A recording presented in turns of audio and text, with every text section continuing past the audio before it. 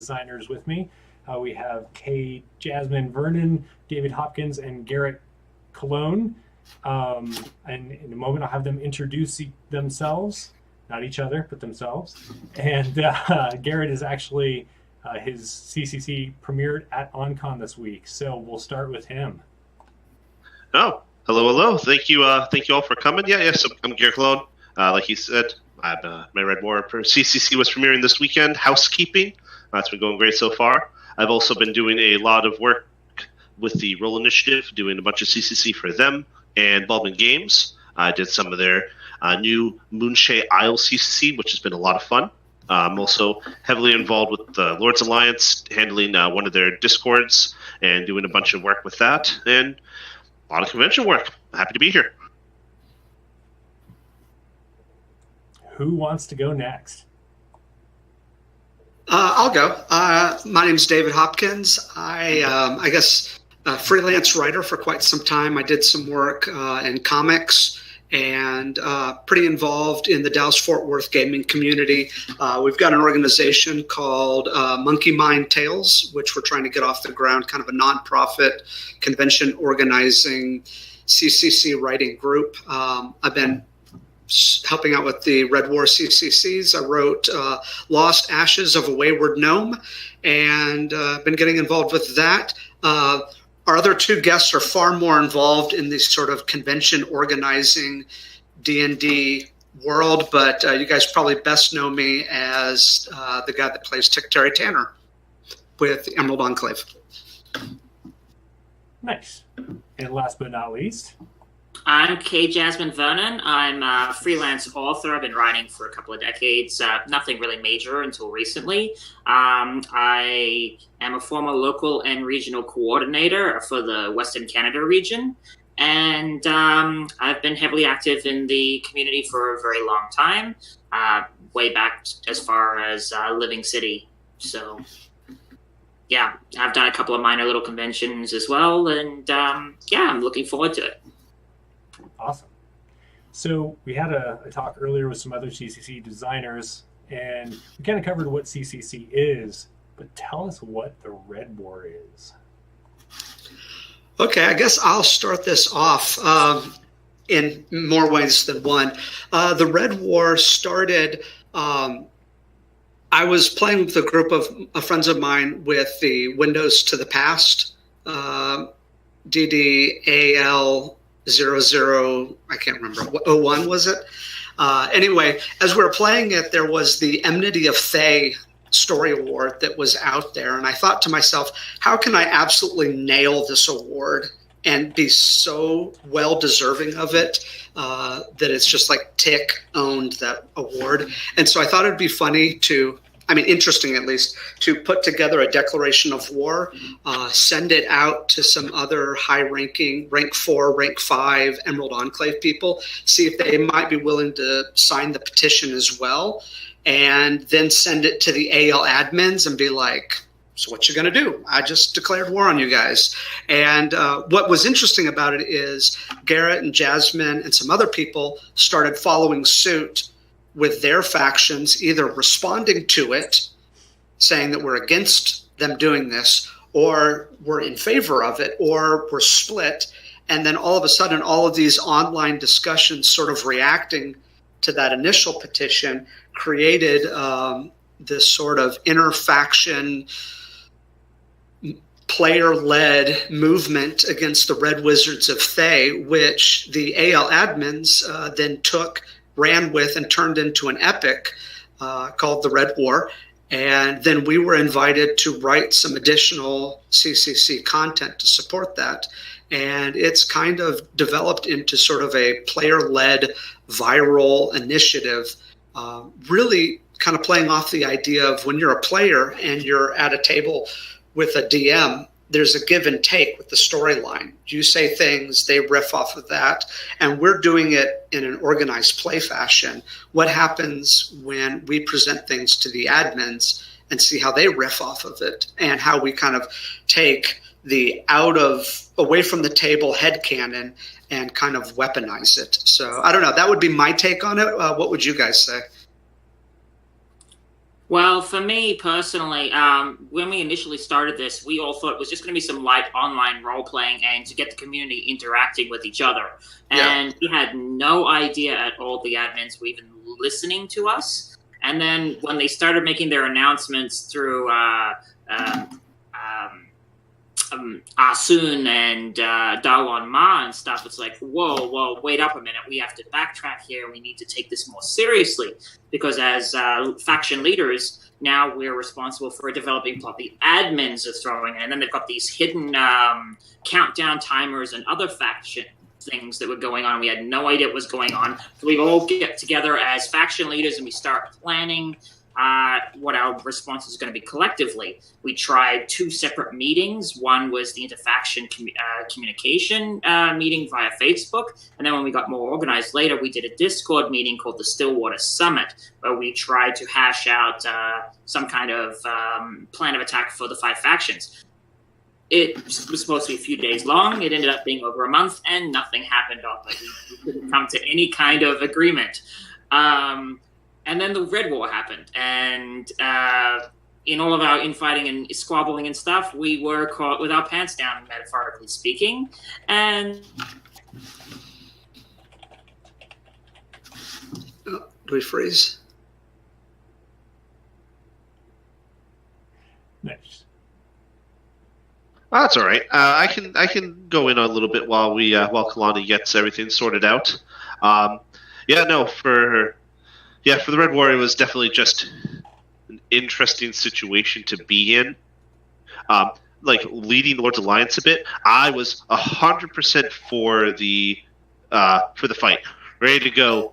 And then the majority, the super majority of the Lord's Alliance went, we want nothing to do with that. So it became this big back and forth going, well, we need to say something that says, we need the factions to stay together. And some of the people went, no, just cut the exit Emerald Enclave, just straight out. Just let them do what they want to do. Having that sort of interaction with the community, having the interaction with the admins, and like they were saying, just getting all of that to mesh together was exciting.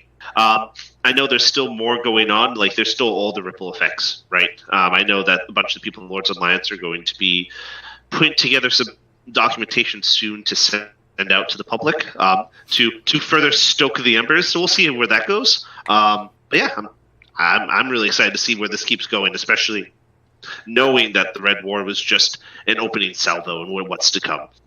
Yeah, I mean, the thing about AL is sometimes we learn things through bits and pieces and chunks of conversation that get dropped. And I think all of us have heard that there are plans for Season 9 Red War content. None of us that I'm aware of, none of us know what that content is going to be. Will it be another epic? Will it be a series of adventures? Will it be something completely different? We don't know. But yeah, I mean, Garrett's right. Whatever's happening, we're just seeing the beginnings of it, which is very exciting. And we're kind of beginning to put the pieces together to figure out what's next. I do think that one thing that should be mentioned about the Red War is that the timing of it was pretty good in that Robert Aducci was stepping down as AL admin, and he released a statement kind of about his time in AL. And one of the things he said was that he felt bad that the factions weren't as viable as he had wished that they had been. He felt like the factions were kind of an untapped resource, and we really didn't get to see the full potential of it. And so I think that the Red War, if nothing else, made people far more interested in their factions and made some people more loyal. So it wasn't just something that you could do to get free magic items, but all of a sudden saying that you were part of the Lord's Alliance, saying you were a Harper, those things began to mean something. And it began to also have a certain sort of model UN quality to it that I thought was really exciting.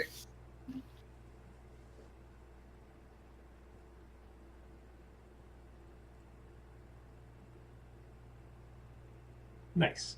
So from here, I know that K. Jasmine's and David's are online now. You can go to DM's Guild and get those. I'm assuming, Garrett, soon after onCon wraps up, you're going to go ahead and put yours on DM's Guild. There's Yep. rumor that there are other modules coming out. Do you know anything about those? When we'll see them? Well, I saw the other AMA this morning, and Bill was mentioning that he just premiered his Red War CCC. Was it just last week? And so I don't know when that will be coming down the pipe into the DM's Guild, but that's coming. There's a couple of other authors that haven't been communicating with us as much. Like, we've got this kind of Slack group where we've been discussing and riffing off each other to get ideas and to make sure that we understand what each of the factions' goals are, so we're all crystal clear with our plot lines. But some of the authors are a little quieter and they don't interact as much, so we don't know what they're really doing. But for myself and the other guests here, we're all pursuing additional plot lines for additional modules. Like, I've got at least another one in the works I'm trying to get off the ground regarding an untapped issue with the letters that the Harpers had sent out requesting reinforcements from Flan and from King Hecaton and the Drow King Idria. And so I'm going to be writing an adventure that's going to focus on that. And I understand that David and Garrett have also got early ideas in the works as well. So there will be more Red War CCCs coming down the pipe over the next 8 months or so. Yeah, and I think one of the cool things is once all of these things come out, I mean, a convention organizer could put together a pretty cool weekend with some of these CCCs, with the Epic, and it can all mesh together to make a really sort of gigantic thematic event if someone wanted to. And I think there's just a lot there for it. You know, it's funny because some people can complain about, well, the Epic was too much this or it wasn't enough this, and there may be, it didn't fit their type of role playing. But the good thing about the Red War CCCs that I've seen come out is that they all appeal to different styles of role play. So, it's not going to be all hack and slash. It's not going to be all exploration. There's going to be a little bit of everything. So there'll be something there for everyone. And I would even argue that you don't have to have been in favor of the Red War to enjoy participating in some of these adventures. In fact, if you really hate my character, the one that I wrote will actually be tremendously fun and gratifying for you. Because you get to drag my corpse around most of Mulemaster. Spoiler. Actually, it's not a spoiler, but yeah, I mean, you can certainly take a few cheap shots at my character, so to speak. Nice. Yeah. So I've got a question from an imaginary friend. The Red War. What did you do in your CCCs to really link to the ongoing misunderstanding? Well, I know with mine.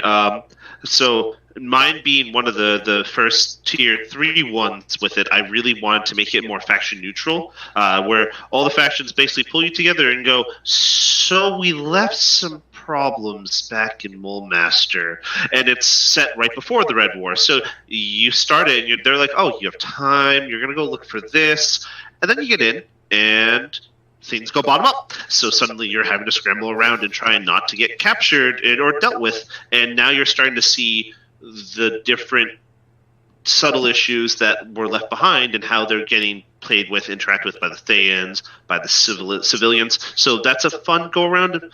Like my future CCC, I really want to focus more on the give and pull that the Lords Alliance have been having both internally and externally with the other factions. That's going to be a big one. But yeah, I know that for the other two that premiered, I haven't actually seen Bill's. I actually didn't know his just premiered. But I know you two, you had a lot that you tied into, especially Kalani's. Yeah, speaking of which, when I was writing my CCC, the first thing I wanted to look at was with the Red War itself. It reminded me so much of like the opening salvo of an epic story, kind of like in Dragonlance or Star Wars, where you've got the Empire that's in super control and they just knock everyone around, and then you have the heroes have to struggle to get their way out of this quagmire and find a way to rally everyone. And I saw the Red War epic as the beginning of a larger story, and that the enemy always starts strong. But because there was a lot of hurt feelings and people felt like there was no real win condition, I wanted to make sure that there was something in my adventure that gave them a solid victory. And so when I focused on plot elements that had already come into play from the Red War epic itself, and also looked into lore surrounding Zaz-Tam and some of the other legendary characters, I decided to bring in this storyline where Zaz-Tam is trying to learn secrets of Karsus, one of the legendary Netherese wizards responsible for the fall of Netherrealm. And he temporarily became a god, and Zaz-Tam's got hold of his information, his research journal. And so for the players to get a win by preventing Zaz-Tam from learning how all these secrets of this ancient wizard. So I wanted to give the players something satisfactory so that even if the rest of the Red War goes bottom up, they've achieved something that's caused a setback to Zaz-Tam and his goals in Mulmaster. And for mine, Alan Patrick was releasing some PDFs right before the war, the epic, and one of them involved my character. And so to me, that seemed like an invitation to take what he gave me and to continue that storyline. So it was pretty easy for me to go, okay, plot-wise, I kind of know that we need to resolve this and do something with it. But for my CCC, I really wanted to create something that tonally might have been a little bit more comedic, funny, lighthearted. And part of the reason why is war is inherently absurd. And so I wanted to riff off of the absurdity of war, that sometimes things don't make sense. You're going down the middle of the street in Mulmaster and just crazy stuff is happening. And how are the people in Mulmaster reacting to it? How are your characters reacting to it? So my story became kind of a cross between Les Mis and Weekend at Bernie's, which was really kind of what I went with. And then from there, I'm working on my next Red War CCC, which will be a Tier 1 adventure, because we've got the Tier 3, we've got 2 Tier 2s. I wanted to do a Tier 1 adventure. And it's called, the working title is called Thayan Peacekeeper. And it will be sort of a, it's TPK. Anyway, Thayan Peacekeeper will be a story about some low-level adventurers that get handed a device that they have to deal with and dismantle. And it's going to have a little bit of a ticking clock mechanic to it. So I'm going to see if I can create something to where, you know, the minutes that you use will be logged. And as you get closer to the countdown, consequences get more severe. So it'll be something that's kind of based around that sort of puzzle, and we'll see how it goes. But that'll be a way off. Yeah, and I'm also looking at writing a Tier 1 as well, centered around the storm giants and the drow coming to blows, and you having to negotiate a truce outside the walls of Mulmaster before you end up with 2 groups of reinforcements ending up having their own little 3-way fight in the background. So I figured that would be something pretty epic to try and coordinate, and to also explain why they never showed up to the actual fight itself, because they were too busy outside the walls about to come to blows. And my working title for that one is Storm of the Spider. Nice. Yeah, and I think we got to give credit to Alan and the other AL admins, because this was their idea to say, okay, what if the day of this battle, just everything was happening? And what you have on your hands is probably one of the most interesting days in Forgotten Realms history, because just all this crazy stuff is all happening simultaneously. And it makes for just a really crazy, wild story. So, yeah, I think that we got to give them credit for sort of opening those doors and letting us play with it. Yeah, I have to ask David, like, did you know who Zaz-Tam was when you started all this? Oh, yeah. I mean, the guy can just come in and, like, raise all of these bodies to be his ongoing army. So what were you thinking, man? Exactly. No, you need a good in a story. And the great thing about the Red Wizards is they've perpetually been one of the coolest villains in the Forgotten Realms. I mean, visually, oh my gosh, they look so great with the red robes and the tattoos and the bald head, partial to bald heads. But yeah, like to me, they're just make for great villains. And so I don't know, why wouldn't you want to pick a fight with them? And the other thing is you want to pick a fight against someone where the outcome is not certain. You know, I'm not interested in fighting kobolds. You know, I think we should go after someone big. So yeah, I was familiar with Zastam. He's a great character. And as part of the plot lines, I did a lot of research into Harper lore and the history surrounding Zastam and his interactions with the Harpers, and even the fact that the Thayan conflict with the Harpers goes right back to the first reformation of the Harpers, and when they got involved with, I think it was the Church of Miracle and the Bay Knights in order to defeat the Harpers at Hellgate Keep. So the Harpers have had issues and ongoing wars with the Thayans for a very long time.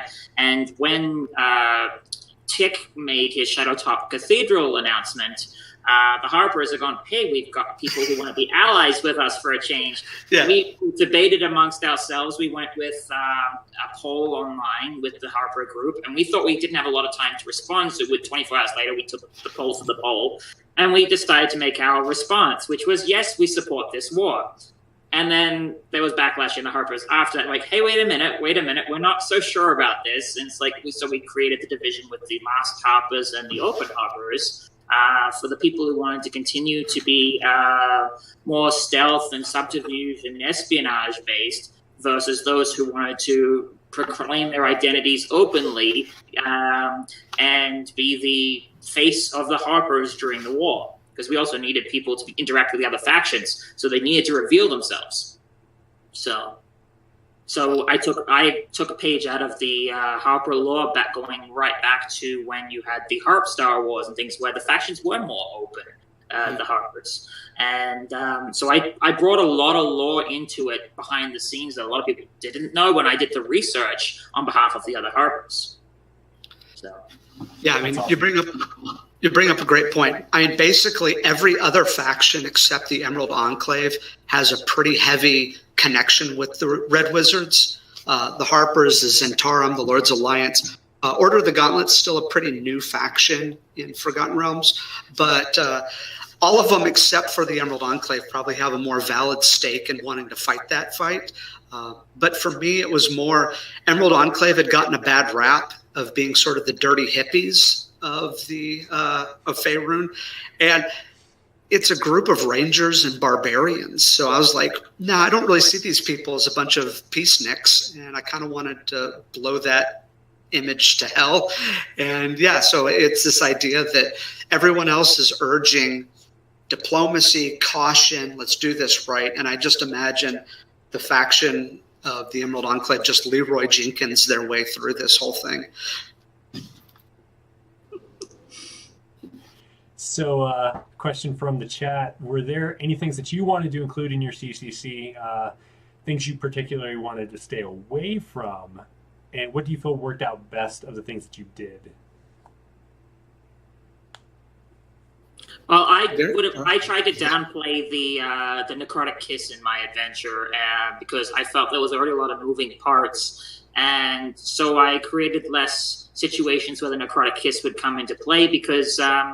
For the DM, the workload on the DM, just tracking all of this is very difficult. But as far as the necrotic kiss itself went, I made sure that in my preamble to my adventure, I helped explain it a lot better to the DMs than what it was written in the Red War itself, based on information that we got from the admins while we were working on these CCCs. So we incorporated advice that almost verbatim what Alan said himself. So.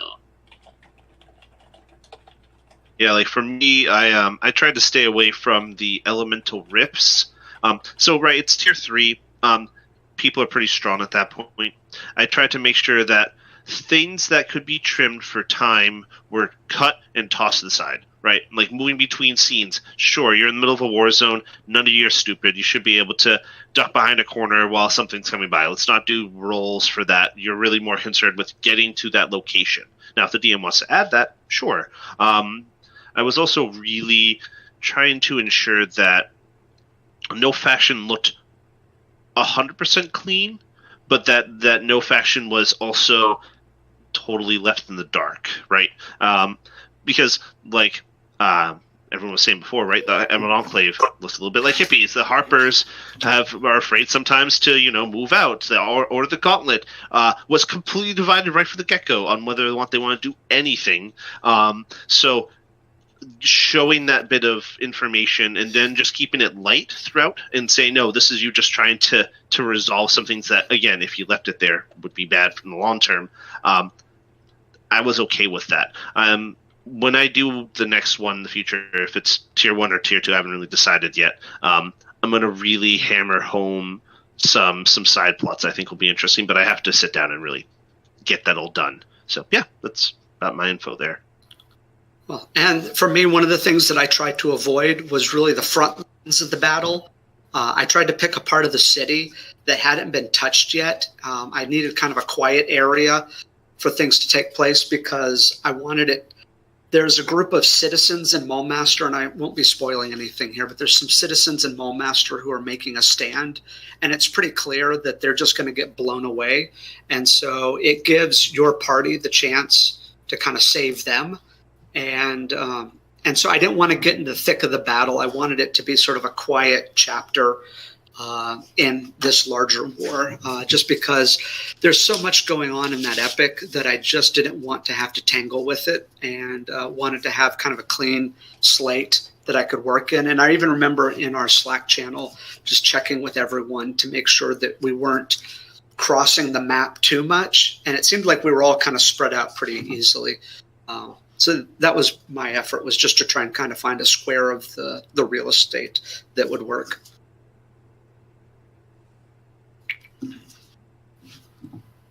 So for people who haven't played the Epic, do you think your CCCs are going to be pretty understandable, or are they going to feel lost with what's going on? Is there going to end up being a Red War guide that comes out just to fill in the blanks? David, you want to grab this one? Yes, actually, I will give a soft announcement. Jasmine or Kalani, Garrett, and myself, we are working on something. It's not quite ready yet. I am going to show it to the AL admins, but it is something that is not necessarily AL sanctioned. It's not something that they put together. It's something that is player initiated, and it will be a type of Red War guide that should help future game designers. It should help players. It should help DMs that want to dig a little bit deeper into it, and it should give some direction going forward for people that want to keep doing the online role playing, and they keep wanting, instead of just sort of circling the bowl, doing the same thing over and over again. This is kind of a way to move it forward. But at the same time, I kind of want to reiterate that none of it is canon. It's CCC is not canon. AL has its kind of own canon. So I don't want people to think that we're just coming in here and telling people how it is.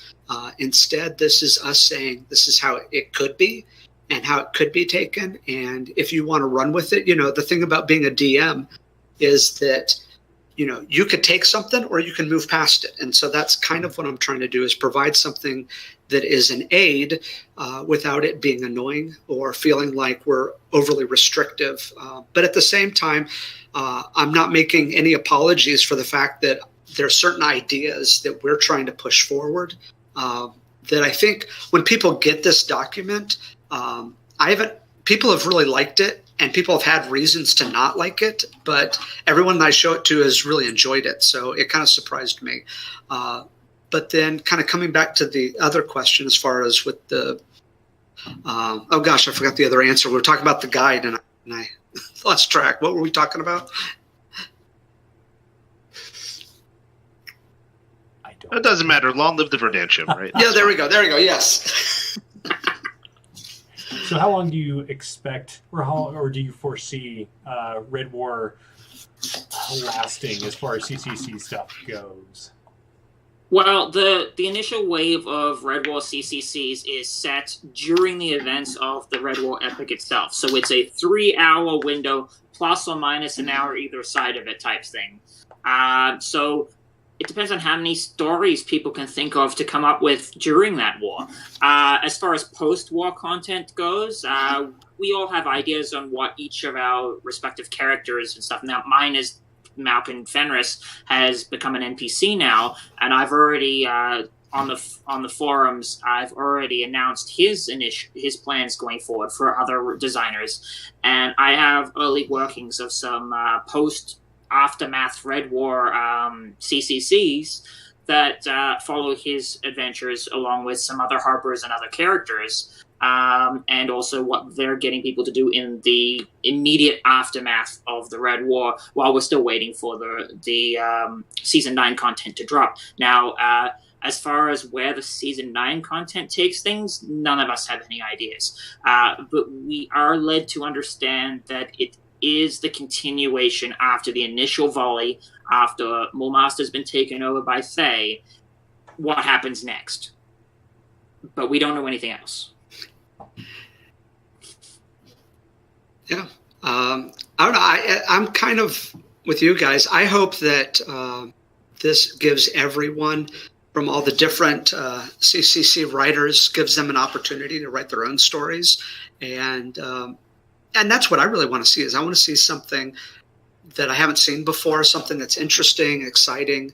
I think that the people that we're with on this panel have all done a very good job of sort of saying, look, this is a collaborative, improvisational thing, and you throw something at me and I'm going to play with it and I'll throw it back to you, and being very open to people kind of contributing their own ideas. And so, yeah, technically, you could write tons of these little wartime adventures. There's a certain window of time, like was mentioned, but yeah, I would love to see enough to fill a long weekend of just original content of all the tiers available.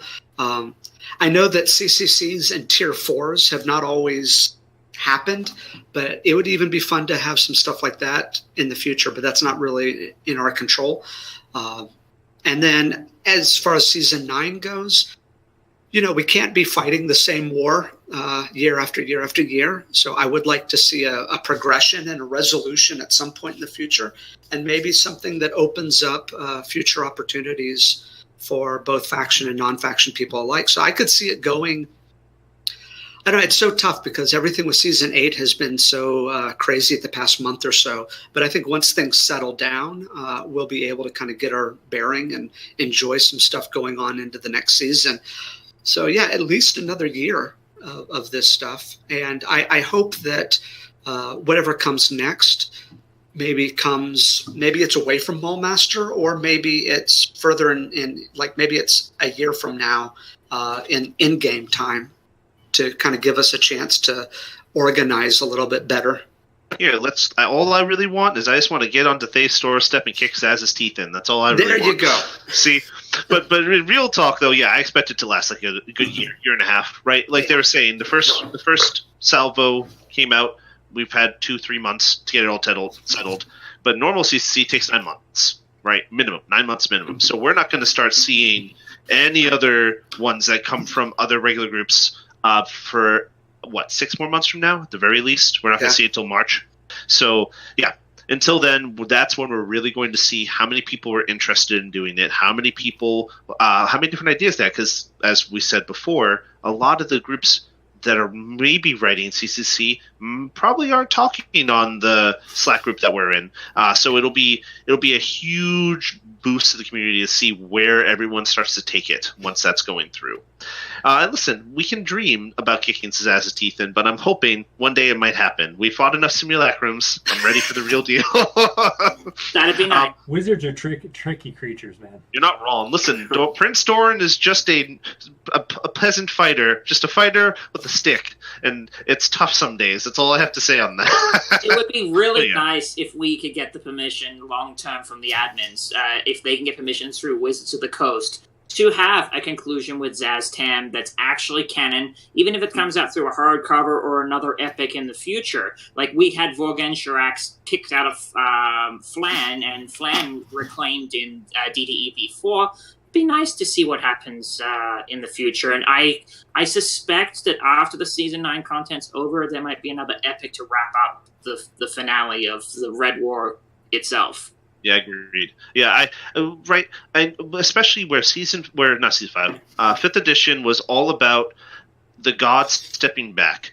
It being more about humanity. I mean, that was the big call, right? It's going to be mortal facing. It's what people do and how people affect the realms. And we have been seeing that, right? A lot of the adventure books haven't been dealing with like any of the Chosen, any of the Seven Sisters. Really, we haven't really seen Elminster, and people have been wondering, where are they? I have a suspicion we're not going to really see them too much, and I hope that's okay, because it would be nice to be able to let the new blood come in and do anything, even if it's a partial win. We push them out. We're able to make Thay give pause. That's a great way to end that chapter and then go forward with other threats in the region and let that build up again, or do back and forth. At least that's my thought on it. So yeah.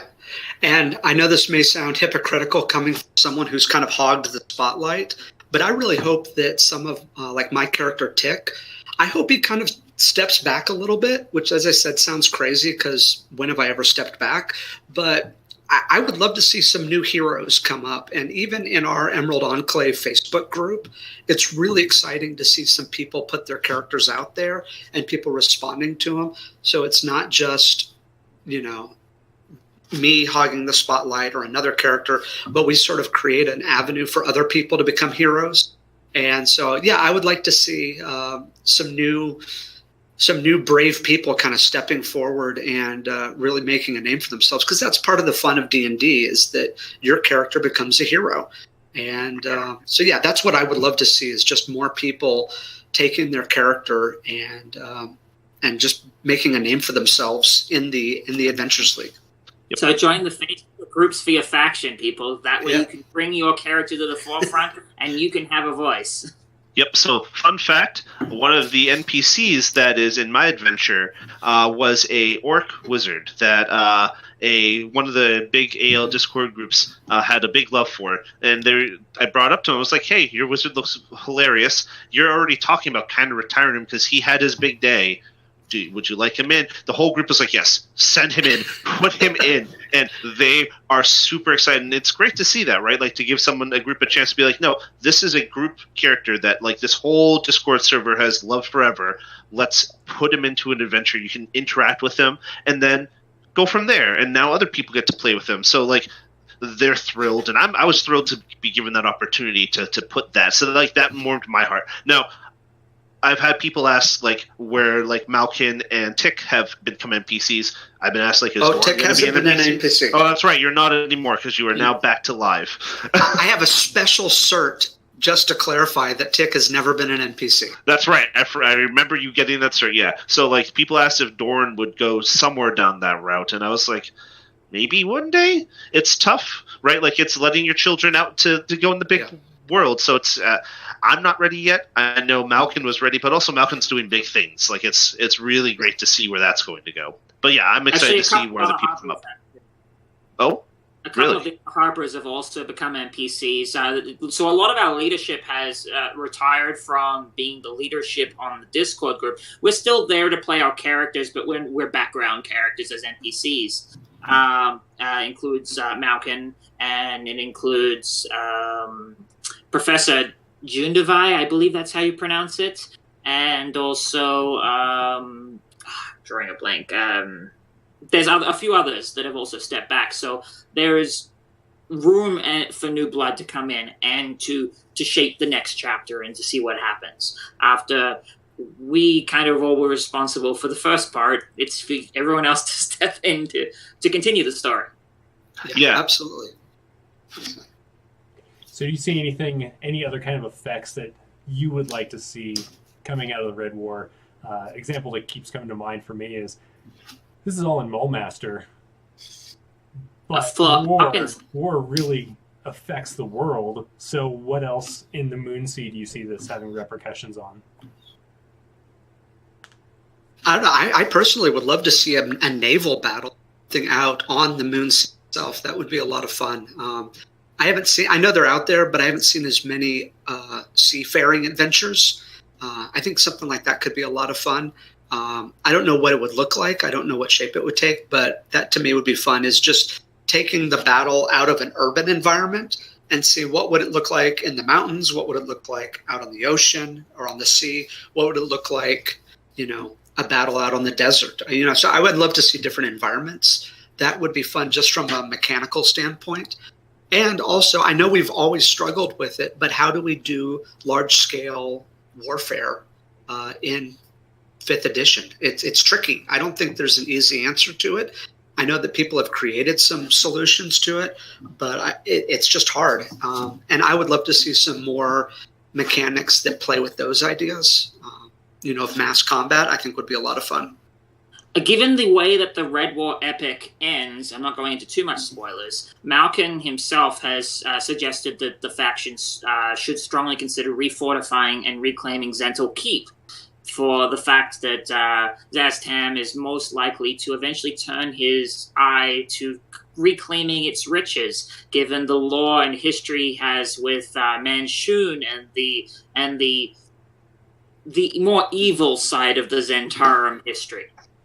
So, isn't there also some tower that's to the east of Mulmaster that yes, people?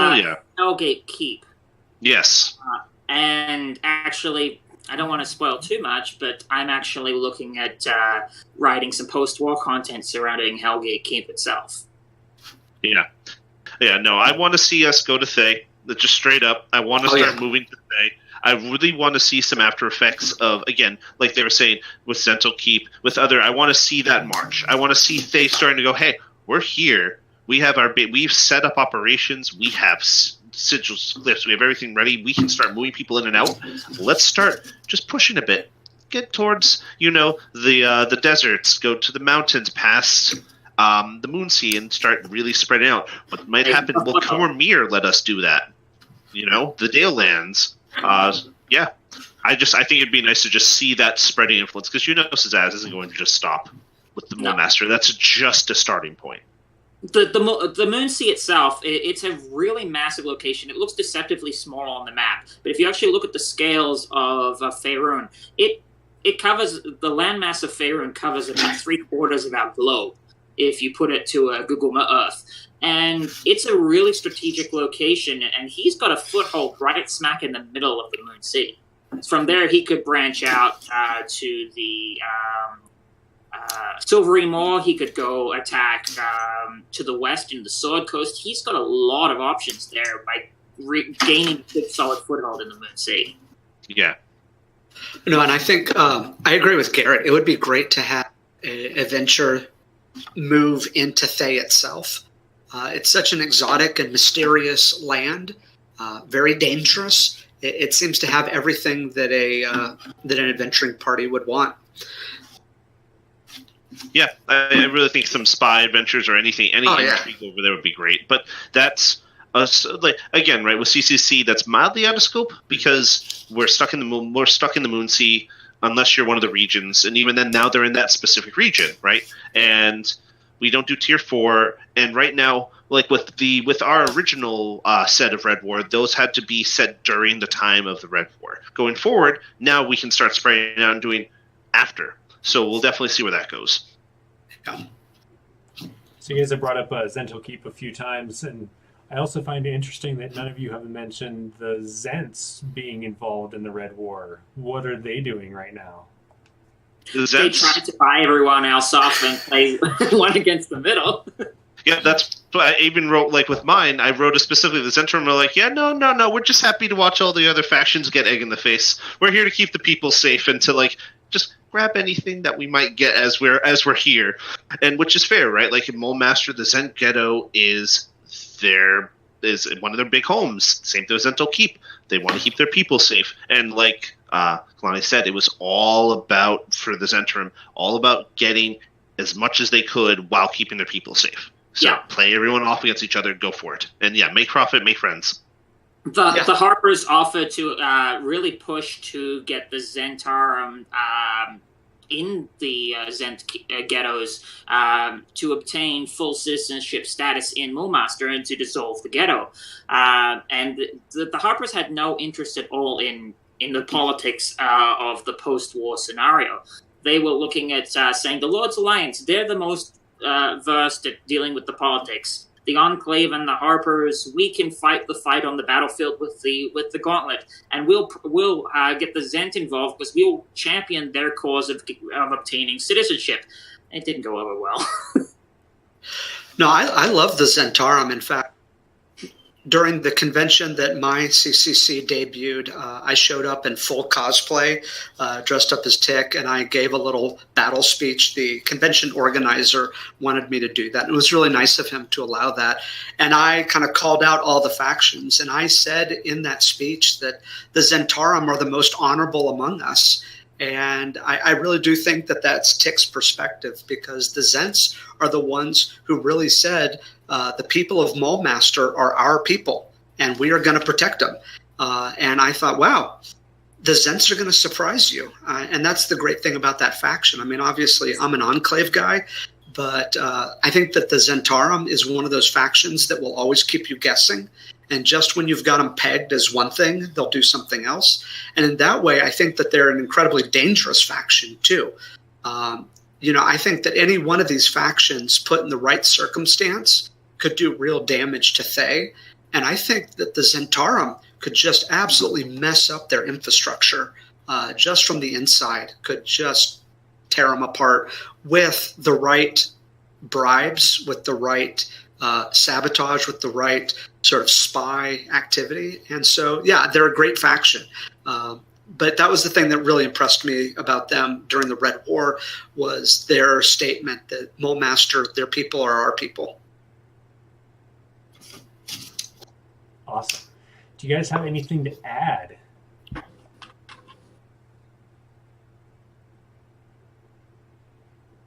Can't think of anything off the top of my head, no.